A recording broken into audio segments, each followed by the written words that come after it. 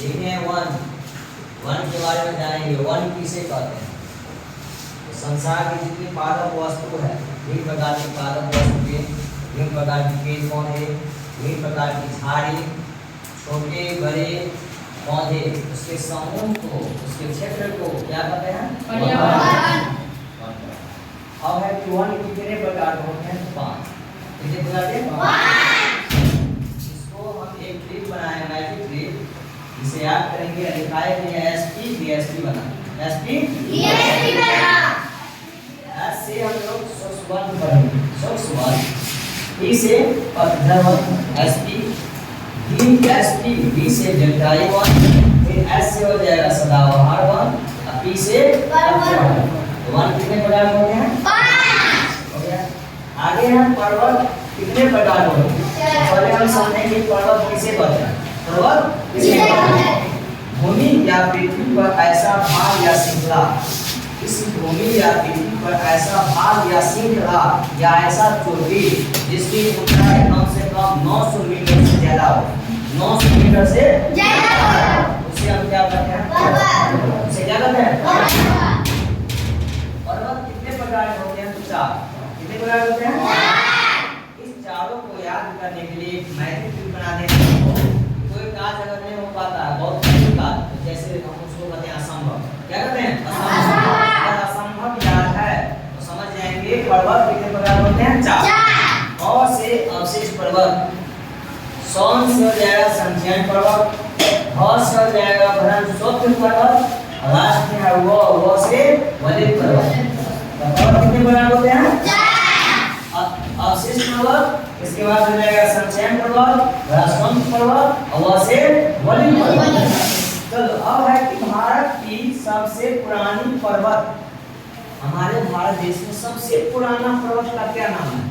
और अब सवाल को याद रखना जरूरी है। हमारे भारत में सबसे पुरानी पर्वत का नाम क्या है?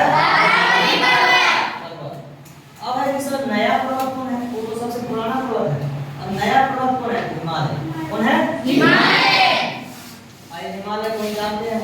ये नेपाल से लेकर तिब्बत तक फैला हुआ है। कहां तक? तिब्बत तक। हिमालय पर्वत नेपाल से लेकर तिब्बत तक फैला हुआ है, इस बीच में ही फैला हुआ है। ये हिमालय पर्वत कब बना? तो 40 और 50 मिलियन वर्ष पहले, 40 और 50 वर्ष मिलियन पहले बना हुआ। और ऐसा ये बताइए कि हिमालय जो पर्वत है उसकी ऊंची चोटी का क्या नाम है?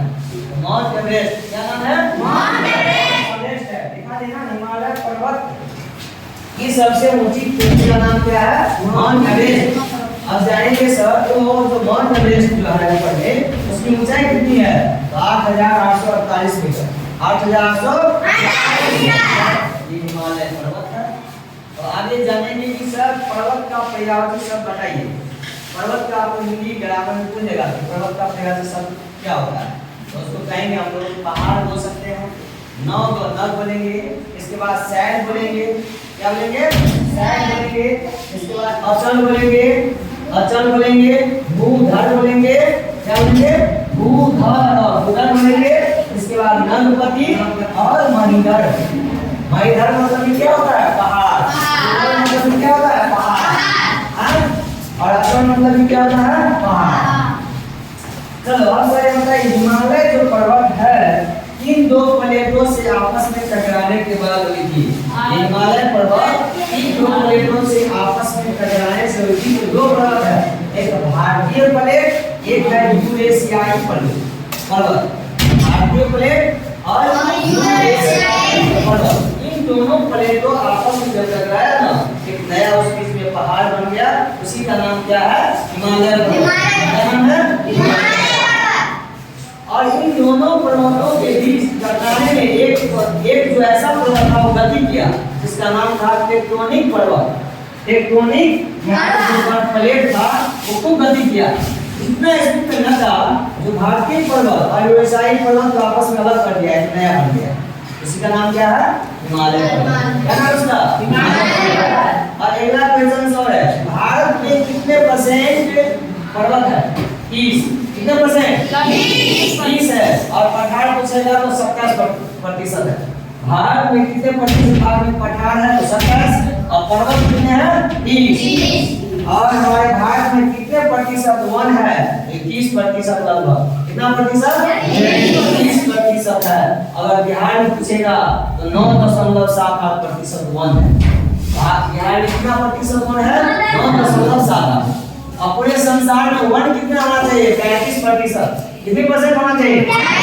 35%।